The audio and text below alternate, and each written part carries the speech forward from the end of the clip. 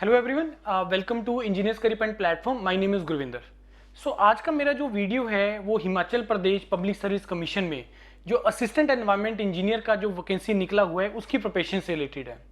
इसमें काफ़ी स्टूडेंट्स के डाउट आ रहे हैं कि सर मेरा सिविल ब्रांच है, मेरा मेरा सिविल ब्रांच है, मेरा मैकेनिकल है, मेरा केमिकल है, एनवायरनमेंट है, मेरा इन ब्रांचेस से है क्योंकि ये एलिजिबिलिटी क्राइटेरिया है इस एग्जाम के लिए। ऑल्दो कि इसका फॉर्म फिलिंग कंप्लीट हो चुका है।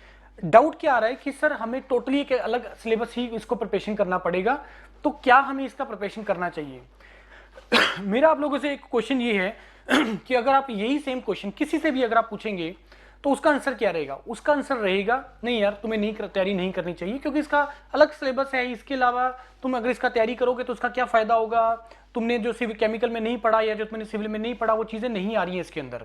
हेयर इज द अपॉर्चुनिटी, यहीं पे अपॉर्चुनिटी तुम्हें लाई करती है कि जिसके लिए मैं तुम्हें ये बोलूंगा कि यस तुम्हें तैयारी करनी चाहिए with some logical reason for that. पहला रीजन मैं बोलूंगा सिलेबस को लेके, कि जैसे डाउट आपको सिलेबस को लेके है, सर इसका मेरे को बेनिफिट और कहां पे होगा। देखिए ये जो पोस्ट है ये पोल्यूशन कंट्रोल बोर्ड से रिलेटेड है।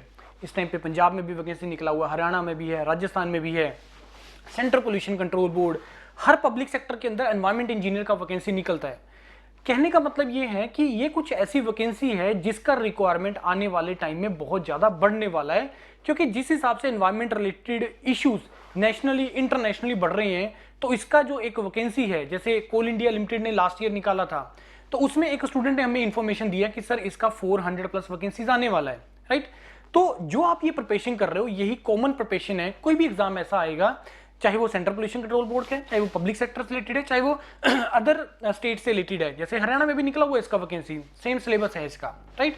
तो वो चीज तो आप दिमाग में निकाल दीजिए कि अगर आप इसका प्रिपरेशन कर रहे हैं तो इससे आपको बाद में कोई बेनिफिट नहीं होने वाला, वो 101% आपको उसका बेनिफिट रहेगा, क्योंकि इसी सेम सिमिलर लाइंस के ऊपर सिलेबस के ऊपर आपके और बहुत ज्यादा एग्जाम्स आते हैं और फ्यूचर में उसका जो वैकेंसीज है वो बहुत ज्यादा ह्यूज आएगा।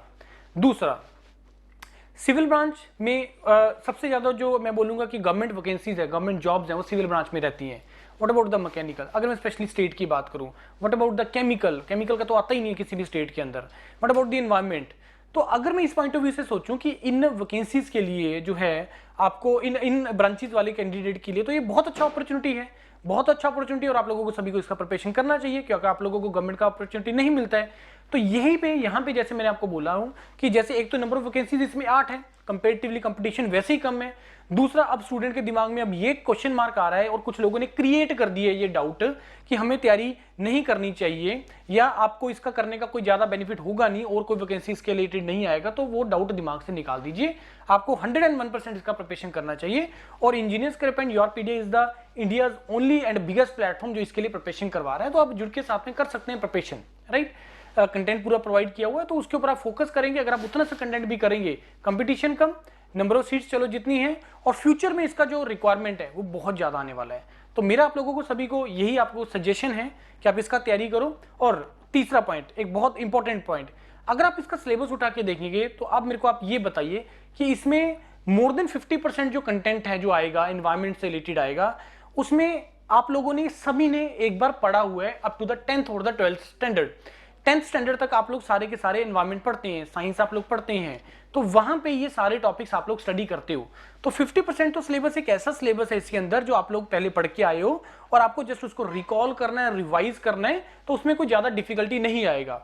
50% सिलेबस कुछ ऐसा पार्ट है जो अप्लाइड वाला पार्ट है, इंजीनियरिंग वाला पार्ट है, जैसे कि environment engineering for example, solid waste management, air pollution, noise pollution, जिसको आप लोगों ने बीटेक किया, इंजीनियरिंग किया, तो आपका एक लेवल वैसे भी एक बन जाता है इंजीनियरिंग करने से। तो अगर आप उन चीजों को पढ़ेंगे तो आपको बड़ी इजीली आपका उसका प्रिपरेशन हो जाएगा, राइट। बस आपको जितना का कंटेंट प्रोवाइड किया उसको आप करिए और बड़े easily you can crack this exam for sure. Coal India में ऑलरेडी बहुत बच्चों का सिलेक्शन हुआ था, अभी पंजाब से बहुत बच्चे प्रिपरेशन कर रहे हैं, हरियाणा से बहुत बच्चा प्रिपरेशन कर रहा है, राजस्थान से बहुत बच्चा प्रिपरेशन कर रहा है, सीपीसीबी में बहुत बच्चों का सिलेक्शन हुआ था। तो ये सारी चीजें हैं, तो ऐसा किसी के कहीं पे मत आइए और आप अपना प्रिपरेशन स्टार्ट करो 100% फोकस के साथ। स्टिल कोई क्वेरी है, कोई डाउट है, कुछ भी आप डिस्कशन करना चाहते हैं तो आप मेरे को कॉल कर सकते हैं। And all the best for this exam. Thank you.